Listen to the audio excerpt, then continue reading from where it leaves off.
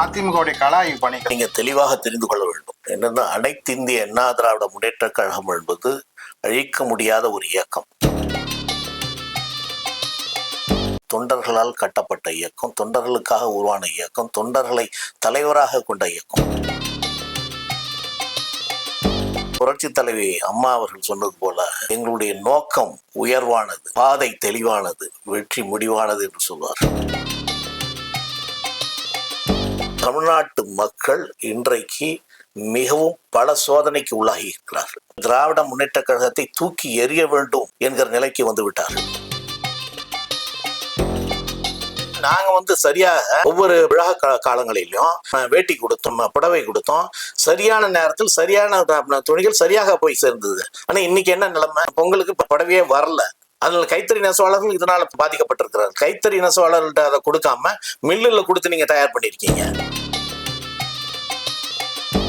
அப்பட்டமான ஒரு பொய்யை சொல்லிவிட்டு இன்னைக்கு நீனே அதை மீற வேண்டிய நிலைமையில இன்னைக்கு வந்திருக்கிற. வள்ளுவ பிறந்தகை அதான் சொல்லுவார், என்னன்னா தன்னஞ்சு அறிய பொய்யற்க, பொய்த்த பின் தன்னஞ்சே தன்னை சுடும் என்று சொல்லுவார். அதனால பொய்ய உன் நெஞ்சு அறிய பொய்யா சொல்லாதடா அப்படின்றாரு. உதயநிதி ஸ்டாலின் ஒருத்தரை கொண்டு வந்து நீங்க உட்கார வச்சிருக்கீங்க. அவர் என்ன பண்ணாரு?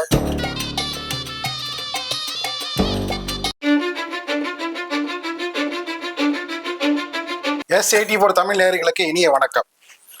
2026 தேர்தல், அதை ஒட்டிய பல்வேறு நிகழ்வுகளை தொடர்ந்து நம்ம பார்த்து வருகின்றோம். அதிமுக திமுக தேர்தல் கள ஆய்வு பணிகளை தீவிரப்படுத்த மாவட்டந்தோறும் சென்று வரும் நிலையில அதிமுக களப்பணிகள் எப்படி அமைந்திருக்கின்றன, தொண்டர்களை உற்சாகப்படுத்தும் அளவுக்கு அமைந்திருக்கிறதா, அல்ல வேறு விதமான பேசும் பொருளாக மாறி இருக்குதா என்பது குறித்து அதிமுகவின் செய்தி தொடர்பாளி ஒருவரும் வழக்கறிஞருமான திரு குரலார் கோபிநாத் அவர்கள். வணக்கம் சார். நல்லா இருக்கீங்களா? நல்லா இருக்கையா. அதிமுகவுடைய கள ஆய்வு பணிகள் 2020 தேர்தலை ஒட்டி பார்த்தீங்கன்னா ஒவ்வொரு மாதம் நடத்திட்டு வராங்க. அரியலூர் நடைபெற்ற அந்த கள ஆய்வு பணியில KP முனுசாமி துணை பொதுச்செயலாளர் சொல்றாரு, 2026 தேர்தல் நமக்கு வாழ்வா சாவா பிரச்சனை. அதனால ஒவ்வொரு தொண்டர்களும் கருத்தில் கொண்டு தீவிரமாக களப்பணியை மேற்கொள்ளணும். அதனால ரொம்ப எச்சரிக்கையா இருக்கணும் அப்படின்னு சொல்லிட்டு அவர் சொல்றாரு. திருச்சியில் நடைபெற்ற கள ஆய்வு பணியில திண்டுக்கல் சீனிவாசன் அவர் பார்த்தீங்கன்னா வேறு விதமா, அதாவது தேர்தலில் நம்ம கூட்டணி அமைக்கிறது பெரிய சவாலா, கூட்டணி கட்சிகளை கொண்டு வர்றதுங்கிறது பெரிய ஒரு வேலையா இருக்கு. ஒவ்வொரு கட்சிகளும் பார்த்தீங்கன்னா 50 கோடி 100 கோடின்னு கேட்குறாங்க, 20 தொகுதி கேட்குறாங்க அப்படின்னு சொல்லிட்டு ஒரு விஷயத்த சொல்லியிருக்காரு. தங்கமணி அவரும் என்ன பேசியிருக்காருன்னு பார்த்தீங்கன்னா, அதாவது நாங்கள் கருத்து சொல்றதுக்காக வந்திருக்கோம். நாங்கள் மேடையில் ஒரு ஆய்வுக்கூட்டம் நடத்திட்டு இருக்கோம், நீங்கள் கீழே உட்காந்து ஒரு ஆய்வுக்கூட்டம் நடத்திட்டு இருக்கீங்க. மேலிடத்துலேருந்து வந்திருக்கோம், நாங்கள் சொல்ற கருத்துக்கு முக்கியத்துவம் கொடுத்து நீங்கள் மதிப்பளிக்க வேண்டும், அது நடக்கணும். இந்த மாதிரி ஒற்றுமை இல்லைன்னா 2026 அதிமுக எதிர்கட்சியாக தான் இருக்கும் அப்படின்னு சொல்லிட்டு அவர் சொல்றாரு. KP முனுசாமி பேசினது, திண்டுக்கல் சீனிவாசன் பேசினது, தங்கமணி பேசினது, இதெல்லாம் எதை நோக்கி செல்கிறது, எதை நோக்கி இந்த பயணம் அமையும்? அதில் தங்கமணி சொல்ற போல 2026 எதிர்கட்சியாக தான் இருக்குமா? தொண்டர்களை என்னென்ன செய்யணும், என்ன செய்யக்கூடாது, இந்த பேச்சினுடைய பின்னணி என்ன? நீங்க தெளிவாக தெரிந்து கொள்ள வேண்டும். என்னன்னா, அனைத்து இந்திய அண்ணா திராவிட முன்னேற்ற கழகம் என்பது அழிக்க முடியாத ஒரு இயக்கம். அதுல மாற்றுக்கருத்து இல்லை, மாற்றுக்கருத்து கிடையாது. கடந்த நாடாளுமன்றத்தில் விட 21% மேல வாக்குகளை பெற்று 2ஆம் இடத்துல இருக்கிற கட்சி. எத்தனை ஆண்டு ஆனாலும் அது அழிக்க முடியாத ஒரு இயக்கம், தொண்டர்களால் கட்டப்பட்ட இயக்கம், தொண்டர்களுக்காக உருவான இயக்கம், தொண்டர்களை தலைவராக கொண்ட இயக்கம். அதனால அதுல மாற்று கருத்து இருக்க முடியாது.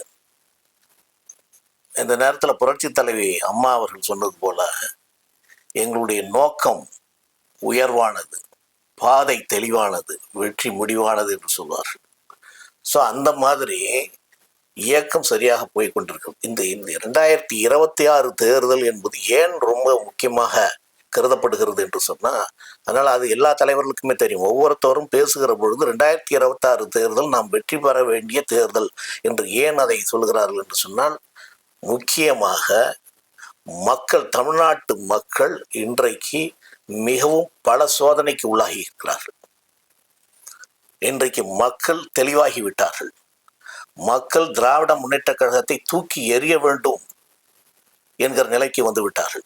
ஸோ அப்படிப்பட்ட மக்களிடம் நாம் சரியாக வேலை செய்து அந்த ஓட்டுகளை சரியாக கொண்டு வந்து சேர்க்க வேண்டும் என்பதிலே முனைப்பாக இருக்க வேண்டும் என்பதுதான் இப்ப தலைவர்களுடைய கருத்து. அதனால அதை வந்து திமுகவும் பாத்தீங்கன்னா அவங்களும் வந்து நம்முடைய நலத்திட்டங்கள், அரசு நலத்திட்டங்கள் மக்களை வந்து சென்றடைந்து இருக்கிறதா, மக்கள் வந்து அதில் வந்து பலனடைந்திருக்கிறார்கள் என்று அவங்களும் போய் ஒவ்வொரு மாவட்டமும் ஆய்வு பண்றாரு முதலமைச்சர். இன்னைக்கு என்ன சூழ்நிலைன்றது உண்மையான சூழ்நிலையை பார்க்கணும். அதாவது எப்பொழுதுமே நீங்க பொய்ய பேசிட்டு இருக்க முடியாது. ஸோ பொய் ஒரு காலத்துல எடுபடும். அது பொய் என்று தெரிந்த பிறகு அவனை தூக்கி எறிந்து விடுவார்கள். அதுதானே இன்னைக்கு நடந்துட்டு இருக்கு. இன்னைக்கு பொய்யான வாக்குறுதலை கொண்டு இப்ப திராவிட முன்னேற்ற கழகம் ஆட்சிக்கு வந்தது. இன்றைக்கு அந்த ஆட்சி வந்து ரொம்ப அலங்கோலமான ஆட்சியாக இருக்கிறது. இப்பொழுதும் அவர்கள் பொய்யே சொல்லி கொண்டிருக்கிறார்கள். பொய்யை சொல்லி எப்படியும் மக்களிடம் ஓட்டு வாங்கி விடுகிறார்கள் என்று எண்ணிக்கொண்டிருக்கிறார்கள். அது இன்றைக்கு மக்கள் தெளிவாகி விட்டார்கள். அதுதான் இன்னைக்கு உண்மையான நிலைமை.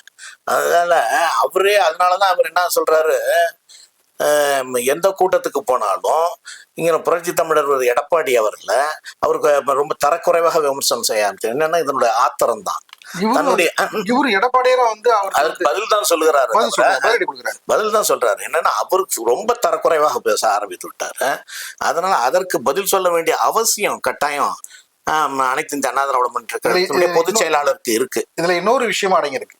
அதாவது பாத்தீங்கன்னா 2026 அதிமுக திமுக இருதுருவத்தை வந்து கட்டமைக்கிற வேலையும் வந்து இந்த இருமுனை தாக்குதல்ல நடக்குதுன்னு சொல்றாங்க. இல்ல அப்படி நம்ம எடுத்துக்கொள்ள முடியாது. நான் என்ன சொல்றேன்னா, சார் ஒண்ணு நீங்க தெளிவாக ஒண்ணு தெரிஞ்சுக்கணுங்க. 10 ஆண்டு காலம் அனைத்து இந்த அண்ணா திராவிட முன்னேற்ற ஆட்சி இருந்தது. அதன் பிறகு ஸ்டாலின் வந்தார். ஸ்டாலின் திராவிட முன்னேற்ற கழகத்தின் சார்பாக என்ன சொன்னார்னா, பல பொய்யான வாக்குகள் பல சொன்னார். அது வரைக்கும் ஸ்டாலினுடைய ஆட்சி இந்த நாட்டில் இல்லை. அவர் சிஎம்மாக இல்லை.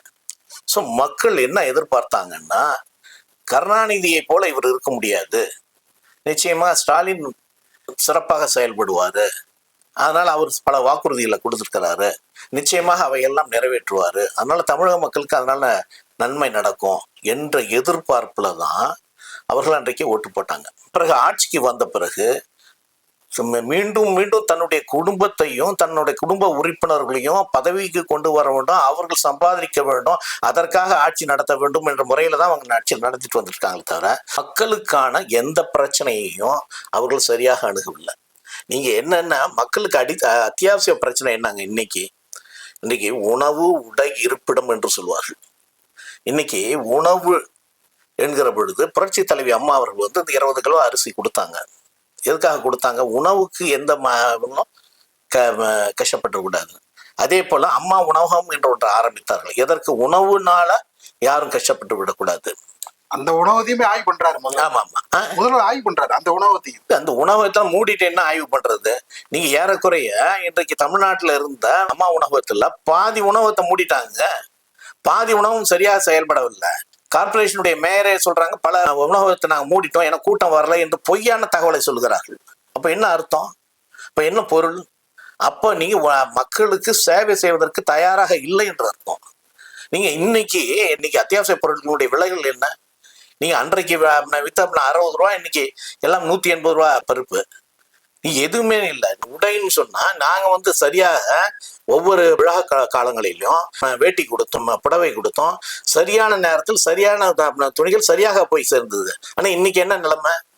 பொங்கலுக்கு புடவையே வரல. அதனால கைத்தறி நெசவாளர்கள் இதனால பாதிக்கப்பட்டிருக்கிறார். கைத்தறி நெசவாளர்கள்ட்ட அதை கொடுக்காம மில்லுல கொடுத்து நீங்க தயார் பண்ணிருக்கீங்க. ஸோ அதில் ஒவ்வொரு கட்டத்திலையுமே இன்றைக்கு எப்படி ஆயிருக்கு அப்படின்னு சொன்னா மக்கள் சரியாக புரிந்து கொண்டார்கள். அதனால் இவர்கள் பொய்யை சொல்லி ஆட்சிக்கு வந்தார்கள். இன்னைக்கு ஸ்டாலின் வந்து கருணாநிதியை விட மோசமாக ஆட்சியை நடத்துகிறாரு. அதனால அங்க ஊழல் பெருகி விட்டது. எல்லாம் இன்னைக்கு நீதிமன்றம் சொல்லுதேன். நீதிமன்றம் இன்றைக்கு நீங்க கள்ளக்குறிச்சி மேட்டர்ல என்ன சொல்றாங்க? சிபிஐ விசாரிக்க வேண்டும். இவ்வளவு பெரிய குற்றம் நடந்திருக்கிறது. அந்த காவல் அதிகாரிகள் மீது எந்தவித நடவடிக்கையும் இல்லை. குட்டி என்கிற ஆள் மேல 36 வழக்கு என்று இருக்குன்னு சொன்னீங்க. இப்ப இது வரைக்கும் ஏன் அவர் நடவடிக்கை எடுக்கல இருக்காரு? என்ன காரணம்? அப்ப யாருடைய தவறு இது? அரசனுடைய தவறு தானே? அரசின் கீழே இருக்கிற காவலருடைய தவறு தானே? அந்த காவலர் உயர் அதிகாரிகளை நீங்க மாற்றுதல் செய்தீங்களே தவிர அவர் மேல என்ன நடவடிக்கை எடுத்தீங்கன்னு கேட்டிருக்காங்கல்ல. அதனால உங்களால் பதில் சொல்ல முடியல. அதனால சிபிஐக்கு மாற்ற வேண்டிய கட்டாயம் இருக்கிறது என்று சொல்றாரு. அது குறித்து வந்து ரகுபதி சொல்றாரு, இந்த வழக்கை நாங்க வந்து மேல்முறை செய்வோம். ஏன்னா சரியா தான் வந்து சிபிசிஐடி விசாரணை போயிட்டு இருக்கு. இது வந்து சிபிஐ மாட்ட வேண்டிய அவசியம் இல்லை. ரகுபதி சொல்லியிருக்காரு. இதை விட ஒரு பெரிய கூட்டு சுப்ரீம் கோர்ட்ல கிடைக்கும். அப்ப அவங்க கிடைச்சாதான் என்னன்னா, நீ சரியா இருந்ததுன்னா ஏன் சிபிஐக்கு நீதிமன்றம் மாத்துது? எல்லா தகவலும் நீங்க சரியான நடவடிக்கை இருந்ததுன்னா நீங்க 10 லட்சம் இறந்து போனவர்களுக்கு கொடுத்த உடனே காரியம் முடிஞ்சு போச்சா?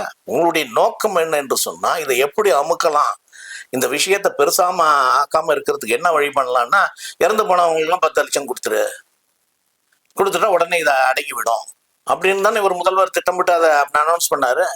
ஆனால் என்ன நடவடிக்கை எடுத்த? அதற்கான கள்ளச்சாராயத்தை ஒழிப்பதற்கான நடவடிக்கை என்ன? அதுதான் நீங்க நீதிமன்றம் கேட்டிருக்கு. ஆனா அது குறித்து பாத்தீங்கன்னா பல்வேறு விதமான ஆய்வுக்கூட்டம் நடத்தி கடுமையான நடவடிக்கை மேற்கொண்டு சொல்லிட்டு உயரதிகாரம் கூப்பிட்டு பலமுறை முதலமைச்சர் வந்து நடவடிக்கை எடுக்கலைங்க. நீ வாயால சொல்லலாங்க. அனைத்து இந்த அண்ணா திராவிட முன்னேற்ற கழகத்தினுடைய பொதுச் செயலாளர் எடப்பாடி அவர்கள் தெளிவாக சொன்னாரு. என்ன சொன்னாரு? இந்த சீசன்ல எல்லா இடத்துலயும் டெங்கு இருக்கு, எல்லாருக்கும் காய்ச்சல் இருக்கு, எல்லா இடத்துலயும் இது இருக்கு, சரியான மருத்துவர்கள் இல்லை, சரியான மருத்துவமனையில் சரியான மருந்துகள் இல்லை, அவர்களுக்கு சரியான ட்ரீட்மெண்ட் கொடுக்கல அப்படின்னு சொன்ன உடனே இவர் என்ன சொன்னாரு? மா சுப்பிரமணியம், ஒரு இடத்தில் கூட டெங்கு இல்லை, இவர் எந்த கதையை விடுகிறார் அப்படின்னு ஒரு பேசினார்ல. ஆனா இன்னைக்கு அவரே என்ன சொல்றாரு?